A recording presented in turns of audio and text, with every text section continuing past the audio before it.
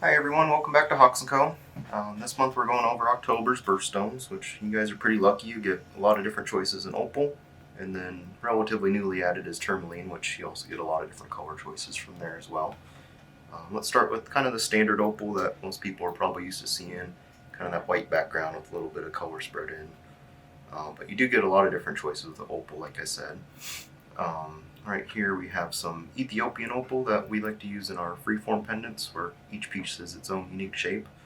The one odd thing about Ethiopian opal is it's hygroscopic, so if it gets wet, it absorbs that moisture really well, which will actually either help the color sometimes, or a lot of times it'll actually make that color kind of disappear. But as the stone dries out, that color will actually come back if it did disappear.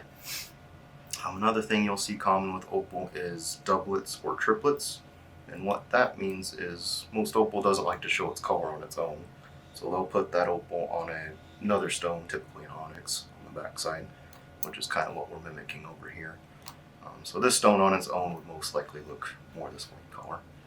A triplet would be, it might not pick it up on our camera here, but it'll actually have a glass top or some other clear stone on the top there, along with that black stone background. Opal's a relatively fragile stone, so that'll kind of protect it, especially if it's a very, very thin piece like this one over here.